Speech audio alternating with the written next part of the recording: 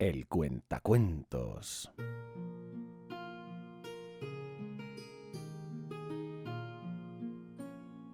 Este es el relato del fin de los tiempos de Warhammer.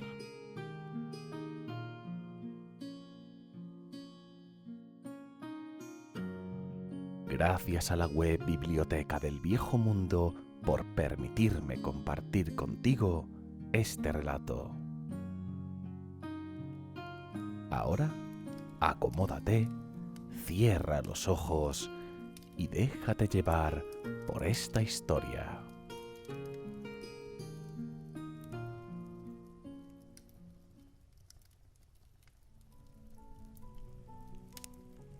Capítulo 1. Batalla de la Marca del Segador, parte 2. Los caballeros de Tyrion se estaban cansando.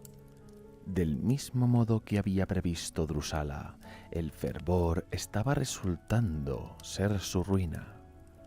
Mientras los cansados guardianes volvían sus caballos hacia la seguridad de una línea de batalla de altos elfos que ya no existía, los caballeros de Darkblade y los verdugos del Portador del Terror rodearon a los hijos de Lirion con las mandíbulas de un dragón del mundo.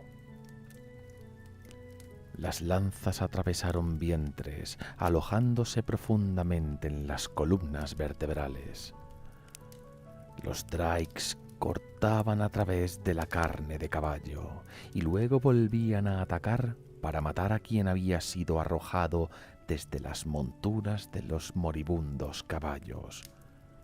El hedor de la sangre y el terror y el estiércol sofocaban todo, pero aún así los supervivientes siguieron luchando.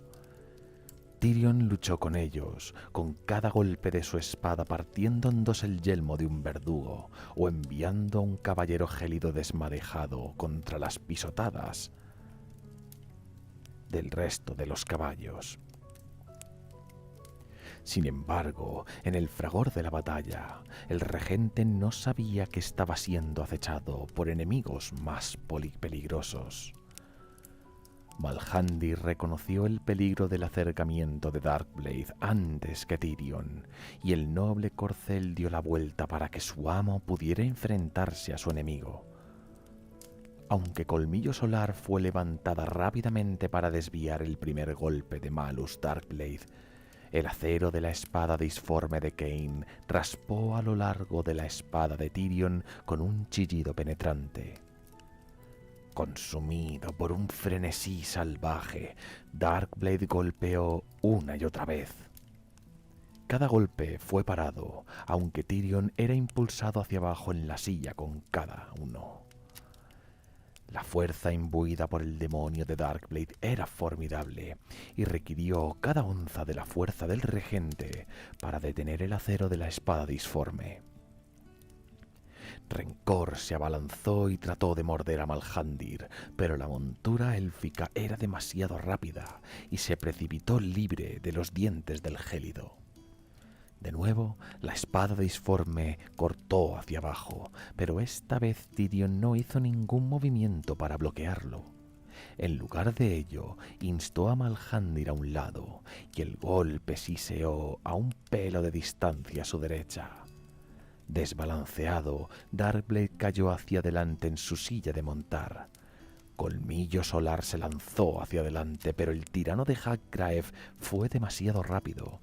Darkblade se inclinó hacia atrás en la silla y el golpe destinado a la garganta abrió en su lugar una larga cicatriz en la mejilla izquierda. Gruñendo de rabia, Darkblade se llevó instintivamente una mano a la herida. Esa distracción momentánea era todo lo que Tyrion necesitaba. A su orden, Malhandir saltó hacia adelante y Colmillo Solar se lanzó a plomo hacia el corazón de Darkblade. Fue en ese momento que la punta del Drake de Tularis, Portador del Terror, perforó a través de la armadura de Tyrion y se hundió en su espalda. Ninguna espada ordinaria podría haber dado ese golpe, ni podría haber perforado la armadura dragón de Aenarion, pero el Drake del portador del terror estaba cargada de perversos encantamientos de asesinato y no sufriría ninguna interrupción en su búsqueda de sangre. Gritando su repentino dolor, el regente se desplomó de la silla de montar. Drusala escuchó el grito de Tyrion y lo vio sobre el campo de batalla por primera vez. La ira y el pánico se enfrentaron por el dominio de sus acciones. Esto no era lo que había previsto. La hechicera había encerrado a Sharkan con la esperanza de que Darkblade pudiera resultar un arma útil contra Malekith. La perspectiva de la muerte de Tyrion la disgustaba enormemente. Se había vuelto complaciente y ahora el regente pagaría el precio. Mientras Darkblade y Tularis se acercaban a su presa, la mente de Drusala volaba y desechaba toda intervención posible. No podía actuar directamente contra los atacantes de Tyrion, porque esto sin duda traería solo la muerte de una traidora. Solo había una cosa que podía hacer y no estaba exenta de riesgo. Apretando los dientes, Drusala se sumergió profundamente en los arremolinados vientos de magia y comenzó a cantar.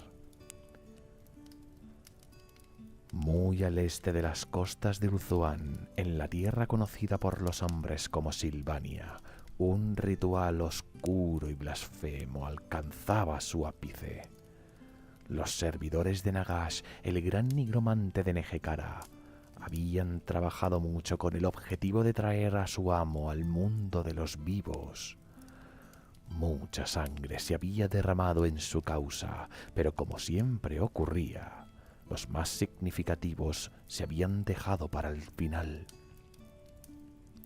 A medida que la energía se arremolinaba y se reunía, Arkham el Negro abrió las venas de su sacrificio final y añadió su esencia a su maligna obra.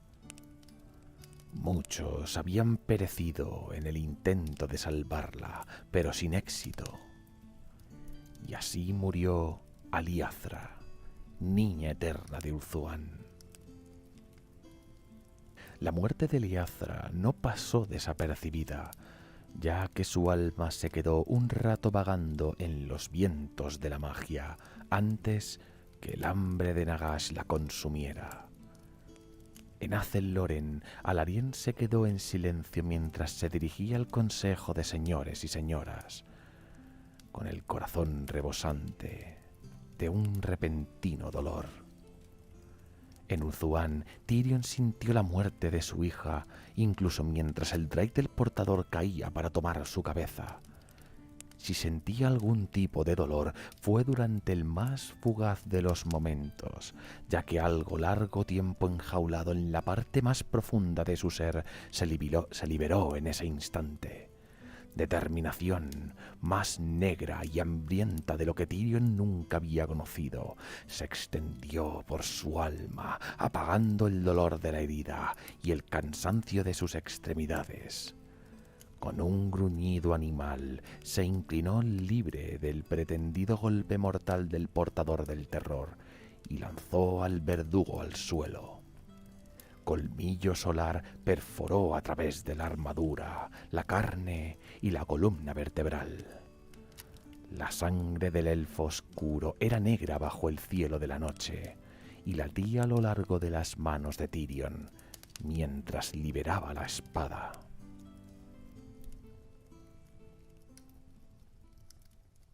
Relato: avanzando hacia la oscuridad.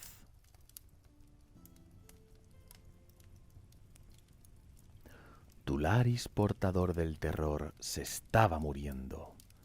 Lo sabía y no le importaba. La voz de Kane era más fuerte que nunca. Lo que antes había sido un susurro, ahora un tono fuerte y sonoro. Portador del terror, sabía que solo su envoltura mortal iba a morir, que la mayor parte de él iría a luchar en las guerras más terribles que nada que hubiera visto hasta entonces. Hubo un destello de azul y dorado al borde de la quebrada vista de Portador de Terror, y sabía que Tyrion estaba allí, como Cain le había dicho que estaría. El elfo oscuro sabía que no era más que un breve momento de oportunidad y reunió sus últimas fuerzas para llevarlo a cabo. Acaba conmigo. Susurró Portador del Terror. Hazme libre. Libérate. Tyrion escupió su negación, pero no dijo ni una palabra. El Portador del Terror tuvo que imaginar la expresión en su cara, ya que no podía ver. Cain se dirigió a Tularis, dándole las palabras que necesitaba. Eres débil y te deleitas en tu debilidad. Eso es lo que mató a tu hijo. Tularis no sintió el golpe que lo mató. En cambio, experimentó una oleada de euforia mientras su alma dejaba su prisión mortal. Por fin sabía la verdad que Cain había tratado de compartir con él todos estos años, y era gloriosa.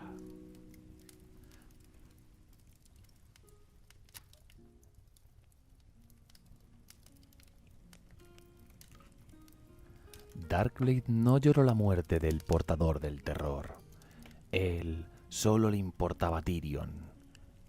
La espalda de Tyrion todavía estaba girada, con su hoja alojada en la cabeza del Portador del Terror, y Darkblade sabía que no debía perder la oportunidad. Con un grito de triunfo, el Señor del Terror levantó alta la espada disforme, con su filo mortal apuntando para abrir el cráneo de Tyrion. Pero un instante antes de que el golpe cayera, una familiar agonía recorrió su cuerpo, mientras la letanía de Drusala hacía su efecto. La espada disforme cayó de las manos de Darkblade mientras trataba de resistir la influencia del demonio, pero Sharkan ya no estaba encerrado. Se levantó a través de la mente del Señor del Terror como bilis a través de la garganta, gruesa, asfixiante y amarga. Con una última mueca triste, la llama del alma de Darkblade se quedó sin aliento, parpadeó y luego fue expulsada, sofocada para siempre. Rencor se desplomó de lado bajo el peso repentino, mientras el cuerpo de su amo florecía una vez más en la horrible forma de Sharkan. Desde su posición estratégica en lo alto de las rocas, Drusala vio el estallido del demonio y juró en una lengua antigua. Tenía la intención de detener la transformación a la mitad, dejando a Darkblade como una pila torcida y vulnerable de carne. Pero Sharkan había sido demasiado fuerte. Con la puerta abierta por una rendija, el demonio había abierto el resto del camino. Drusala no sentía ninguna preocupación por Tyrion, pensó, mientras se volvía para enfrentarse al demonio. La rabia se situaba como un manto sobre los hombros, con su poder embriagado incluso desde esa distancia. Más que nunca, Drusala supo que sus elecciones en los últimos tiempos habían sido las correctas. Sharkan se liberó de la carne arruinada de Darkblade, aplastando el último vestigio de la mente del tirano. Sus aullidos de placer ahogaron los rugidos de agonía de Rencor, mientras el gélido era aplastado bajo cascos demoníacos. La tonta bruja lo había liberado una vez más. Mejor aún, Drusala le había proporcionado un pequeño príncipe élfico para alimentarse, y después 2 ejércitos para devorar. Entonces la mirada de Sharkan se posó sobre Tyrion una vez más, y también vio la sombra que tanto había irritado a Drusala. Chillando un reto para ocultar su miedo repentino, el demonio se abalanzó sobre Tyrion. el regente no probaría ser presa fácil. Con la sangre del portador del terror goteando de sus guanteletes, espoleó a Malhandir hacia la carga del demonio, agachándose bajo las garras que barrían. Colmillo solar brillaba en las manos de Tyrion mientras invocaba su poder antiguo, y de repente su espada ardía brillante contra la oscuridad. La carne de Charkan prendió de golpe, con los fuegos corriendo a través de la correosa piel. El demonio gritó mientras se tambaleaba hacia atrás, dando voz a un ruido tan estridente que los elfos en las inmediaciones cayeron al suelo agarrándose sus oídos. Solamente Tyrion parecía no estar afectado por el sonido y condujo al demonio hacia atrás con una ráfaga de golpes que dejaron Maligno y Cor cayendo de una docena de heridas. Escasos meses antes, una criatura como esta había sido casi la ruina del príncipe, pero todo el que podía ver la batalla sabía instintivamente que Tyrion era un enemigo más allá de la medida de Charkan. Elfos, tanto altos como oscuros, se apartaban de la trayectoria de los combatientes. Algunos lo hicieron con demasiada lentitud, y a estos Charkan los agarró y arrojó en el camino de Tyrion, pero Malhandir evitó hábilmente cada desgranado cuerpo y llevó a su amo hacia adelante.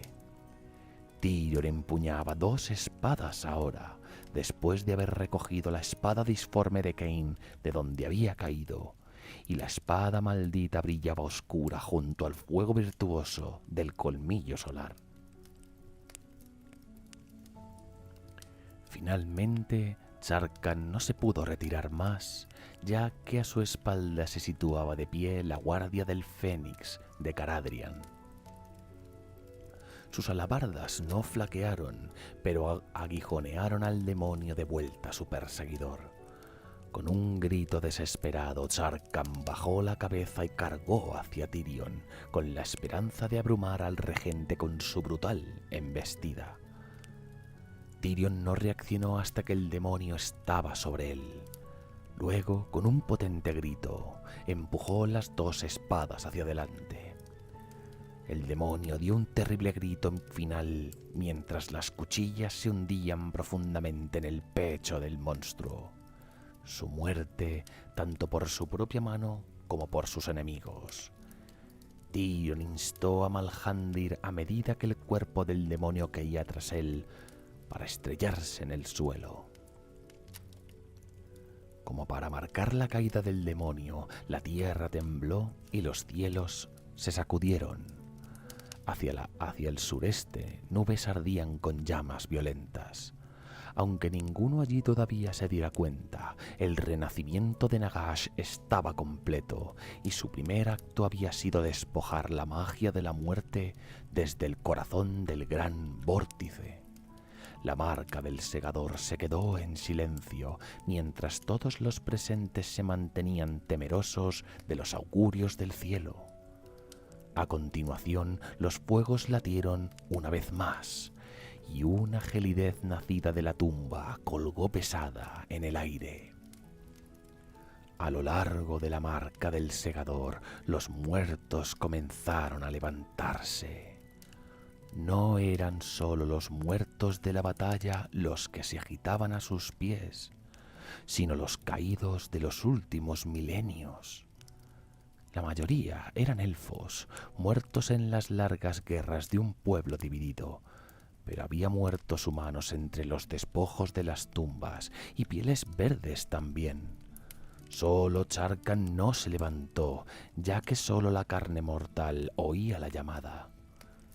El instinto hizo que los vivos se encogieran lejos de esa horda derramada de las tumbas, aunque al principio los muertos no hicieron ningún movimiento de atacar. A continuación, las brujas entre el ejército elfo oscuro, viendo la oportunidad, instaron a los cadáveres a alzar sus armas oxidadas contra los altos elfos en formación. Los magos de Safri respondieron inmediatamente y trataron de desterrar la profana horda, pero los hechizos que habían servido durante incontables siglos parpadearon y se esfumaron.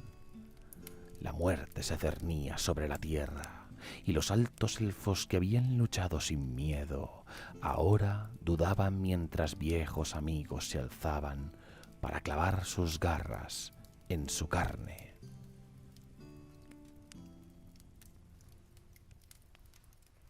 Relato: La voz de Cain.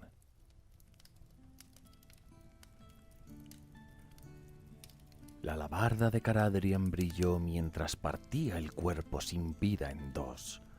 Boralan había sido uno de sus mejores guardias hasta que la espada de un corsario le había arrancado la garganta esa noche. Pero ya lloraría las tristezas gemelas de la muerte y la deshonra después. Por ahora, la supervivencia era lo primero. El capitán sintió dedos esqueléticos agarrándose a sus grebas y pisó con fuerza. El sonido crujiente que siguió le trajo una sonrisa a los labios. Pero no permaneció allí mucho tiempo. Asurian había anunciado el día de hoy hacía mucho tiempo, y el pensamiento de la llegada de tiempos más oscuros llenaba a Caradhrian de desesperación. Un poco más adelante, Caradhrian vio a Tyrion dispersar un par de cadáveres carcomidos por los gusanos, con la espada colmillo solar cortando a través de la oxidada placa de las armaduras con facilidad. El regente se puso de pie en los estribos de Malhandir y levantó la espada disforme de Cain en alto, con un halo oscuro de llamas ardientes sobre su frente. Luego, en tonos atronadores, el regente dijo las palabras que habían perseguido los sueños de Caradhrian durante todo el tiempo que podía recordar. ¡Muertos de Ulthuan! Gritó Tyrion. Soy el portador de la espada disforme de Cain, quien es el destructor, el asesino de naciones, el que os hizo cadáveres a vosotros. Ante las palabras del regente, las hordas de muertos vivientes cejaron su empeño. Las filas de silenciosos cadáveres se detuvieron donde estaban y no se movieron. No importaba cuánto las brujas de Nagarothi les chillaran.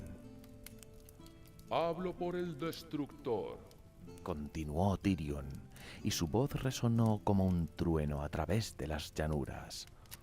Porto su espada. Le debéis lealtad por derecho de conquista. Vuestra lealtad es mía para comandarla. Los enemigos de Cain son míos y mis enemigos son los vuestros. Matadlos a todos. Con un sonido de rotura, la espada disforme se convirtió en cenizas. Tyrion se dejó caer en la silla de Malhandir y su aureola se puso del color de la sangre recién derramada. Pero las palabras del regente y cualquier magia que estuviera detrás de ellas habían dado en el blanco. Como uno, los muertos de eones pasados dieron la espalda a los altos elfos y marcharon contra los Nagarothi. Cuando comenzó la matanza, Caradhrian rezó una oración silenciosa a Asurian. El capitán no sabía qué impulso había llevado a Tyrion a hacer lo que hizo, ni qué magia repentina había conducido sus obras. Asurian había mostrado a Caradhrian únicamente las consecuencias, no la causa, pero eso era suficiente para provocar miedo sobre lo que pronto vendría, tan inevitablemente como la noche sigue al día. Por ahora, sin embargo, estaba la batalla y una victoria a mano. Caradhrian ya lloraría mañana, pero solo cuando la matanza estuviera acabada.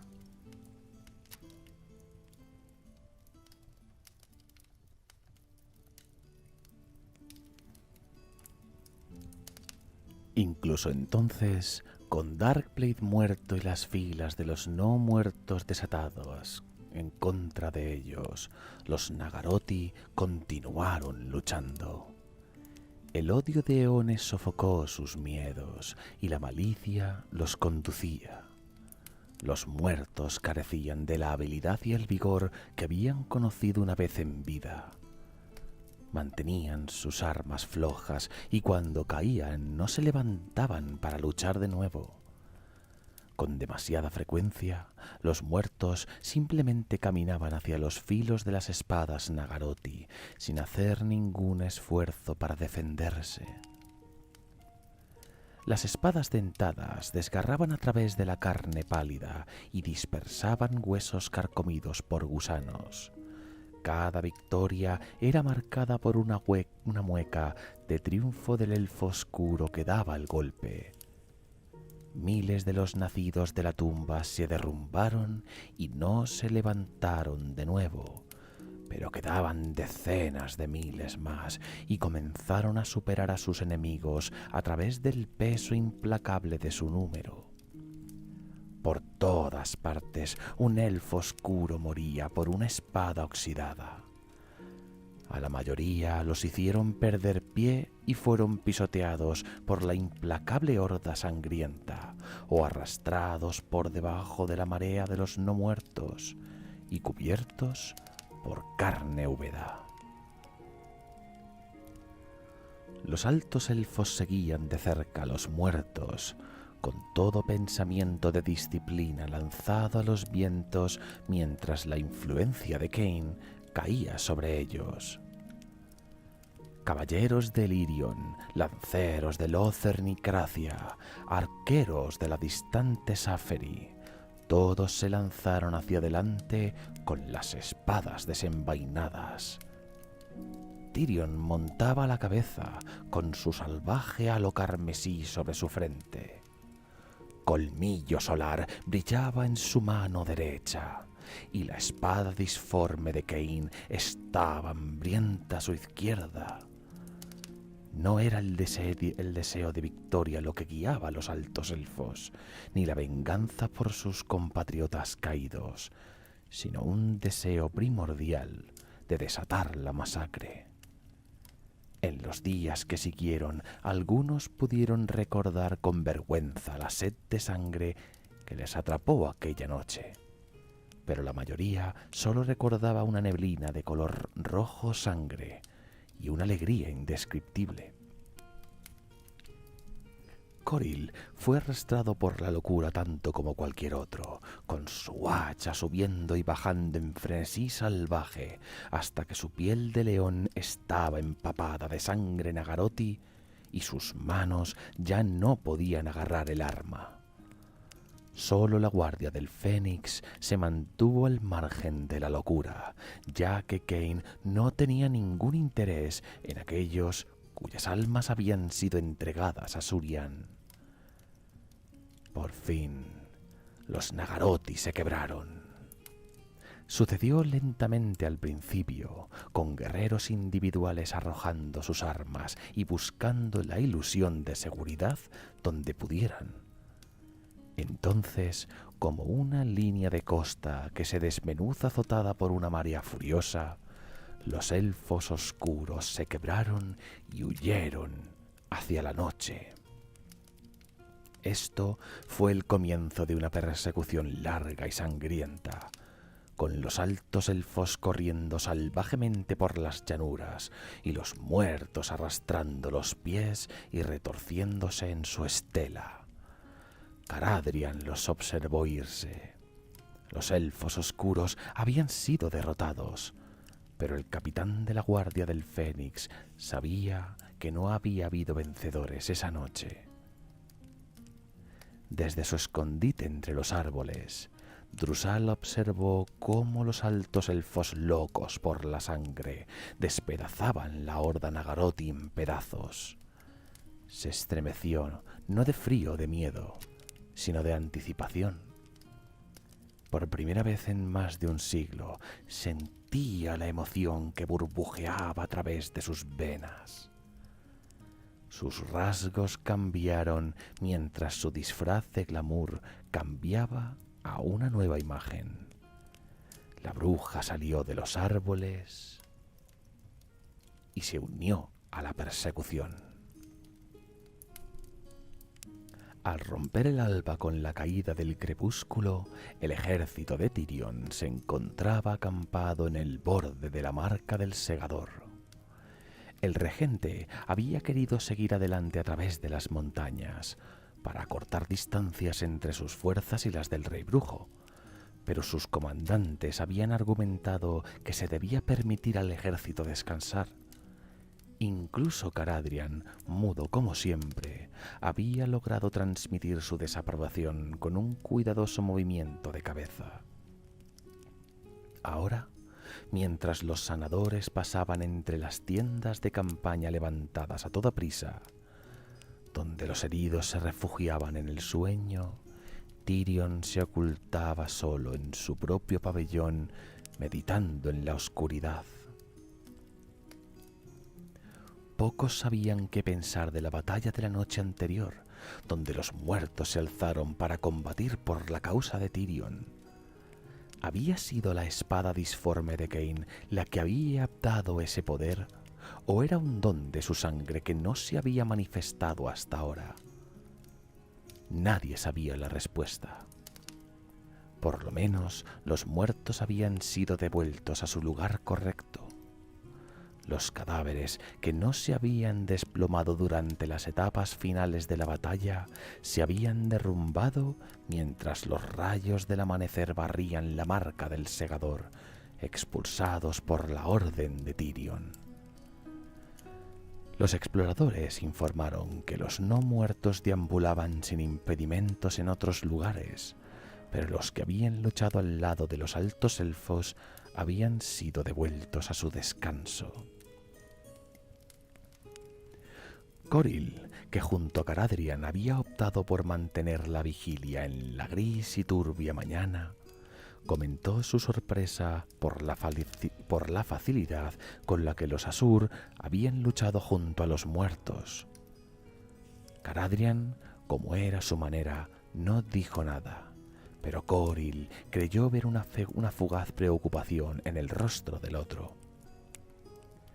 La razón le decía que lo que Tirion había hecho era una afrenta a la propia tradición. Por otra parte, era un pecado contra el orden natural de Asurian. Sin embargo, sus instintos le contaban una historia diferente. Le aseguraban que había sido necesario, incluso deseable. El capitán no sabía a qué mitad de su naturaleza creer, por lo que pasó las horas casi tan silencioso como Caradrian, preocupado por la extraña emoción que bailaba dentro de su alma. A primera hora, veloces escoltas celestes llegaron desde el norte, portando la noticia de que el ejército de Malekith también había detenido su marcha por el momento. Istrana había llevado al rey brujo a la batalla una vez más, esta vez reforzada por una gran multitud de guerreros de Nagarite que habían salido a caballo del oeste. Esa batalla también había visto surgir a los muertos, pero allí habían atacado a ambos lados. Con sus líneas de batalla interrumpidas por el alzamiento de muertos, Malekith se había visto obligado a retirarse a las laderas de las montañas una vez más. A medida que el mediodía se acercaba a través de los cielos grises y lluviosos, la bruja conocida como Drusala se abrió paso por el campamento. No encontró ningún desafío, ya que su encanto se aseguraba de que pareciera ser una arquera al servicio de las hermanas de Abelorn. Drusala no llevaba un arco, ni había puesto sus manos sobre uno en siglos, pero no importaba, porque no tenía intención de detenerse mucho. Al igual que Coril, sentía la emoción en la brisa, pero a diferencia del capitán, ella la conocía de antes y se complacía saboreándola. Drusala pasó de tienda en tienda, bebiendo del embriagador vigor, sintiendo formarse la anticipación que había sentido desde el final de la batalla.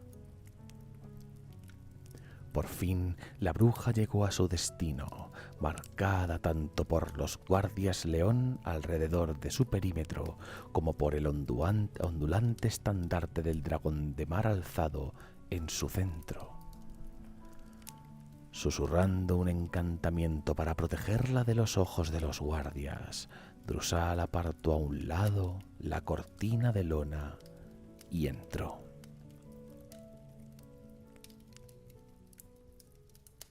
Relato: la verdad tras la máscara.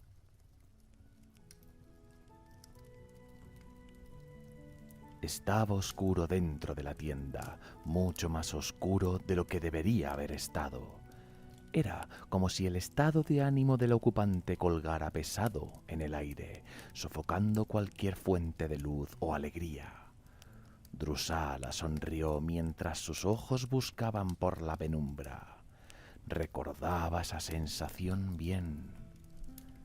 Hubo un susurro de movimiento y la hechicera sintió una mano firme a través de la boca y una espada contra su garganta. No eres lo que pretendes ser. La voz de Tyrion era baja y peligrosa. Revélate o pierde la cabeza. Movió los dedos para permitir una respuesta. No vas a matarme, Susurró fríamente Drusala. ¿No? La espada se apretó más y Drusala sintió un reguero de sangre por el cuello, pero ella había jugado a estos juegos antes. No, Dijo entre dientes. si no la habrías hecho ya. Haz lo que desees, no podré detenerte, pero hay verdades que solamente yo puedo compartir. La espada se separó. Los dedos se clavaron en el hombro de Drusala mientras el regente la daba la vuelta. A pesar de la oscuridad, la bruja ahora podía ver claramente a Tyrion. Había una dureza en su expresión que no había estado allí cuando se conocieron en el pasado, pero solo servía para hacerle parecerse más a su antepasado. Y en cuanto a revelarme a mí misma, ya sabes quién soy. Exhaló. Me reconociste de inmediato, ¿verdad? Los labios de Drusala se torcieron en una sonrisa delgada. Su glamour se desvaneció como los pétalos de una flor y huyó en la oscuridad. La sombría expresión de Tyrion no hizo nada más que parpadear. ¿Estaba recordando el beso en la cima del altar bañado en sangre? ¿O estaba a punto de llamar a sus guardias? La emoción del peligro era casi tan embriagadora como su presencia. Morathi, Susurró Tyrion con frialdad y dio un paso hacia adelante.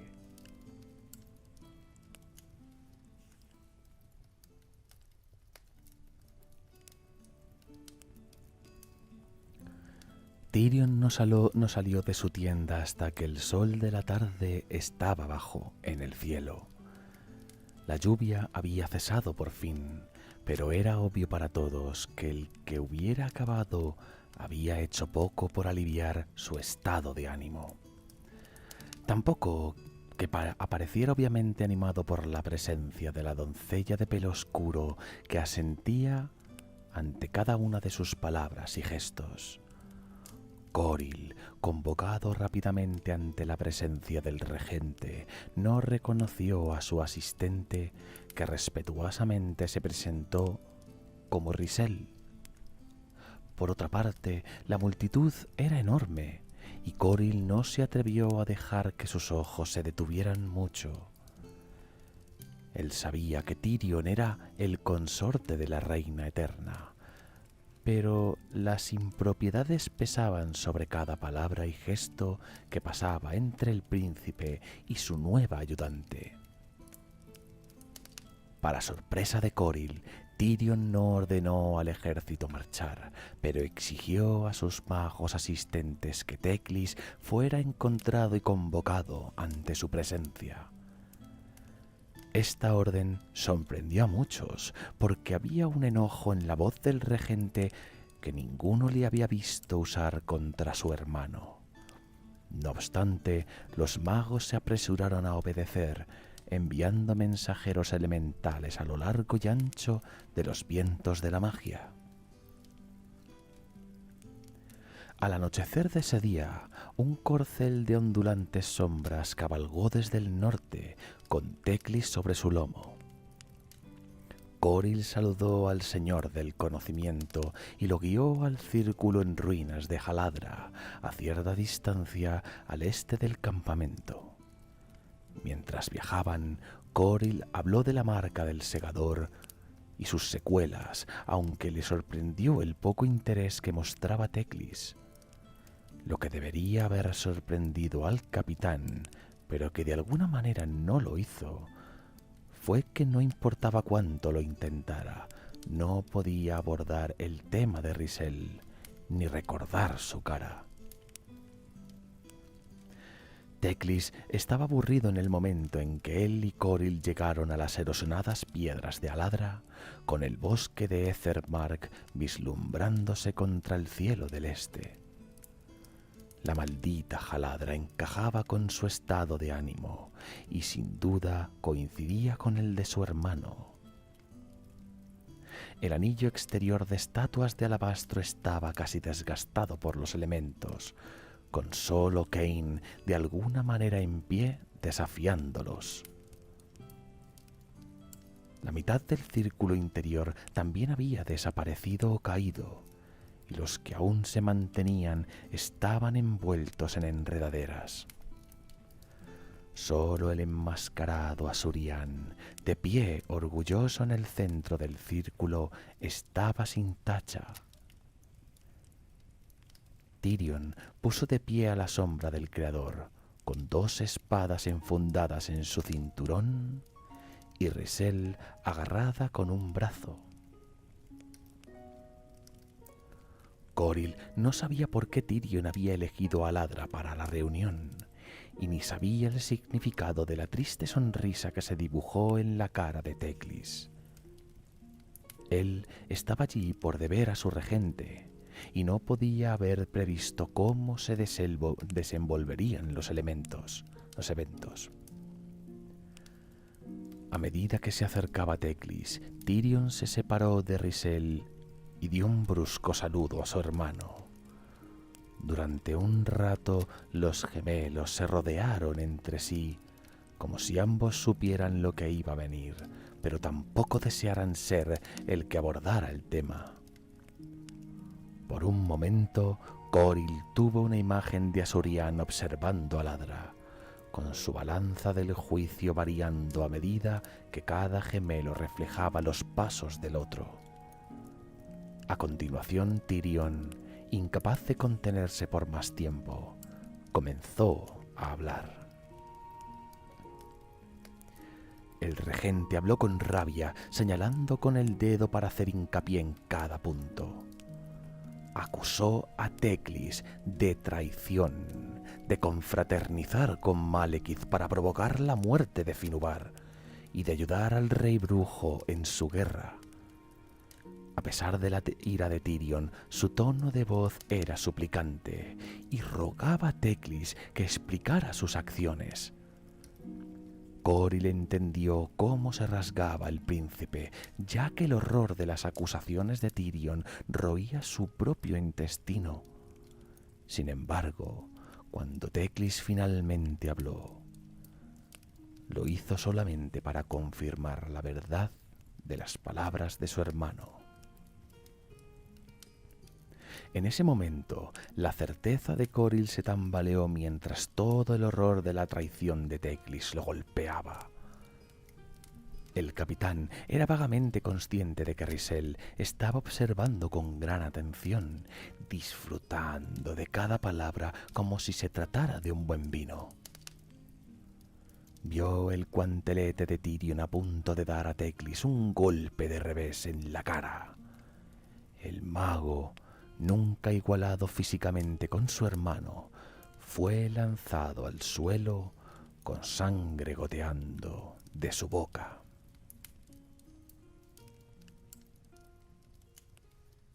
Relato. Necesidad.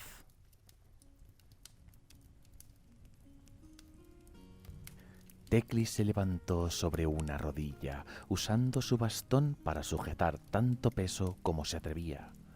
Su boca estaba dolorida, era como si agujas calientes estuvieran apuñalando su mandíbula. Se había preguntado varias veces si debería haber rechazado las acusaciones, pero en el fondo sabía que le debía a su hermano este momento, como poco. ¿Y Aliazra, hermano? Tyrion arrancó Colmillo Solar de su vaina y colocó la punta contra la garganta de Teclis. ¿Fue su muerte una parte de tu traición? Si no fuera por tu consejo, aún podría estar viva. Teclis escupió un cacho de sangre sobre las losas surcadas de enredaderas, sintiendo de nuevo el dolor de sus dientes rotos. Incluso ahora, debilitado, el mago sabía que podía reunir una docena de hechizos que invertirían sus posiciones e incluso matarían a su hermano en el acto. Había visto a través del disfraz de Moracia la primera y sabía que sus abjuraciones silenciosas fácilmente podrían ser apartadas. Sin embargo, Teclis sabía que no era capaz de dañar su gemelo, aun a costa de su propia vida. Lo siento, dijo en voz baja. Fue necesario.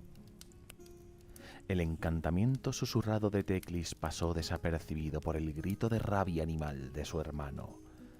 Tyrion cogió su espada y la levantó en alto, pero la montura de sombra de Teclis ya estaba en marcha. Moviéndose entre latidos del corazón, la bestia galopó entre los gemelos. Cuando la espada Colmillo Solar barrió hacia abajo, Teclis se agarró de la brida de plata y fue llevado hacia el crepúsculo mientras su hermano bullía de ira con la impotencia en las ruinas detrás de él.